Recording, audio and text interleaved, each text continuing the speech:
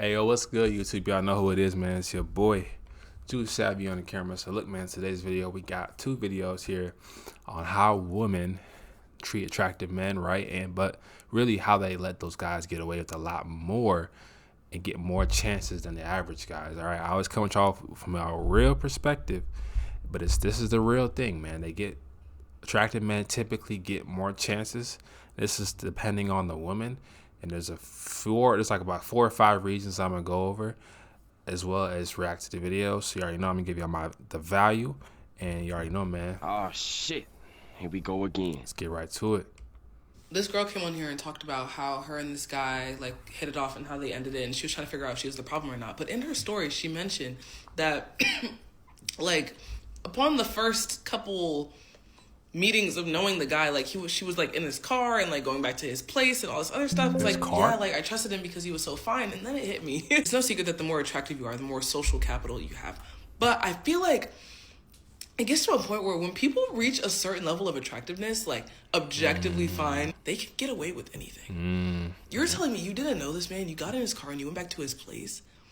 Like, attractive men could really make the perfect serial killers. People automatically trust you because you're attractive. That's just how we are wired as human beings. So you could lure people into your apartment, kill them. And, if you have the wits to get away with it, you really could rack up a couple bodies. I don't know. Hey, she's not lying. I mean, we see a lot of attractive serial killers out there, right? Women would throw themselves at these types of guys knowing they have criminal records and they have mug shots going viral of men who look good, and you see women simping in the comments, and it's like, this guy is an armed robber, baby. Why is you simping? But that just goes to show what they let those guys get away with. He can be a criminal, and she's still gonna mess with him, right? As long as he look good, or maybe he got other attributes, right? So I'm gonna get into the points, but she said another thing I want to break down real quick. She mentioned there's levels to it, basically. When you become more attractive, or you are seen as objectively attractive by many people, what does objectively attractive mean? It means many people would consider you attractive, right? Regardless of race, location, you can go anywhere in the world and you would do well in dating. That's basically what it means to be objectively attractive. You may even be able to land a modeling contract, right? If you're that type of guy, you're on a different level. So you're attracting women on autopilot, right? Especially if you're on social media, yada, yada, yada. There's levels to it, right? You can get away with way more the more attractive you get. And I'm going to get into my first point real quick, and I'm going to keep playing the next videos here. But I always talked about the halo effect. That's the first point, because it's the most important point, right? People automatically assign the good traits with attractive people, and I'm reading my notes here, assuming they're honest, kind, stable, all these positive traits. So that tends to put a blinder on the red flags that the attractive person may portray, right? Because that image feels more trustworthy, the image that they are placing in their head of you from the halo effect, right? There's also some social status, right? And some social proof that goes into that as well. This is my second point here. So if others desire or approve of someone, right, we assume they must have high value. So in a woman's eyes, if a man is wanted by other women, that's pre-selection, that's social proof. That, in her eyes, lets her know you are a desirable man, right? Women don't want to reproduce with men who are not desirable. Why? Because the desirable men have good genetics, right? Women are designed to respond to signs of good health and good symmetry, and the most desirable guys those are the guys that show those qualities, right?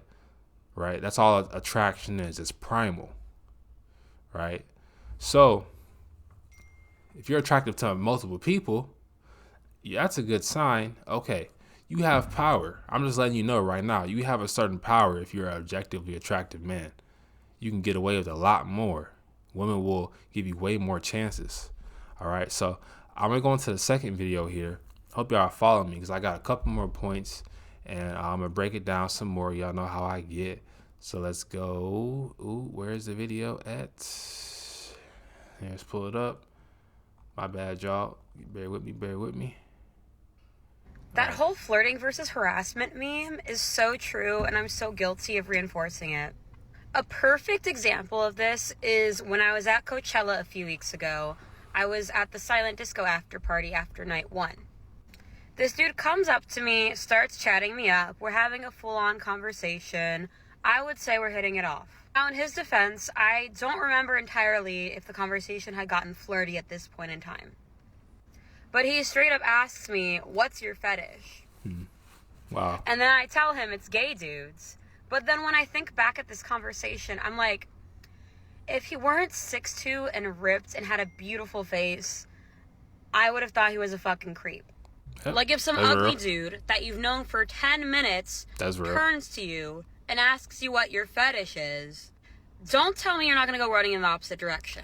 And that's real, bruh. I'm glad she's being honest about that, because a lot of girls are they want to lie about it, but they'll complain about why don't guys approach them, and it's the guys that they don't really want are approaching them. But guys are approaching you. It's just not the 6'2" ripped guy who's hot that you really find attractive, and you'll let him say whatever he wants to say to you, right? So that's literally how it goes. So yeah, unfortunately, hot guys can get away with more. Yeah. And I am for sure complicit in this cycle, but I have no idea how to end it. Yeah.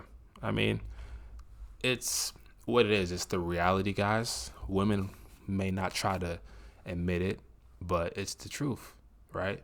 That's why you see a lot of videos where women say they are scared of attractive men, because attractive men make women very vulnerable. Women always say, "Oh, I don't see that many attractive guys in real life." And there's a certain truth to that, especially depending on what area you're in. So when she sees you and you're hitting on all types of levels in real life, you're like a damn near a celebrity in her eyes, right? Because she's not seeing many people who look like you on a day-to-day. So yeah, she's going to react strongly to you. She's going to be intimidated by you. This is not going to go for every single woman, but it's case by case, right? So I'm going to go into my next point here. Emotional projection. Attraction makes people project potential, right? They fall for what they imagine someone could be. So when a woman, basically that's part of the halo effect too. When a woman sees a guy she likes, she has an idea of him already in her head of who he could be, especially if he's not that. She wants to have a delusion in her mind that she can change the attractive, maybe the bad boy player type of guy.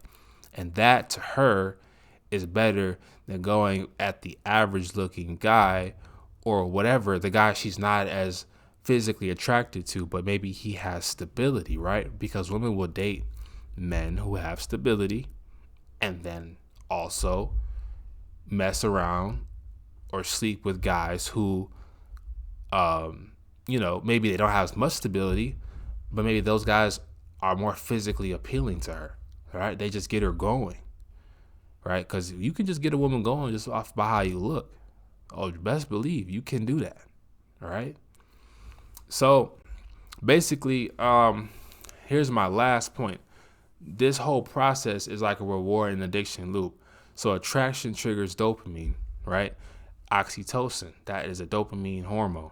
It literally changes the way someone responds to you. I've talked about that before. So when you mix someone's attractiveness with maybe some mystery or maybe some inconsistency on the guy's part, in her mind, it's like a reward, right, to chase. And again, she's only going to see it like this if she finds you attractive. This is not just going to be something that she will do and you guys can run some type of magic game on her and she's going to magically find you. There's no red pill advice I can give you because this is all real. Once she finds you attractive, then it's like the chase for her in a way, right? So the chaos feels exciting instead of alarming, right? So I hope y'all are following me. I hope y'all understand what I'm saying.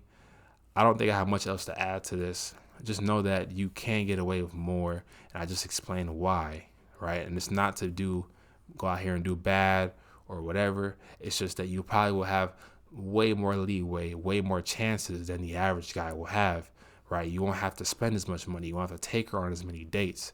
You won't have to go through as many hoops, right? She'll make things easier for you. And when she likes you, right?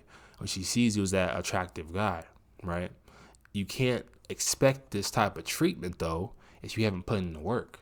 I always talk about that. So make sure you guys are putting in the work daily. Your boy Juice Savvy. I hope you got some value from this. We off the camera. Peace out.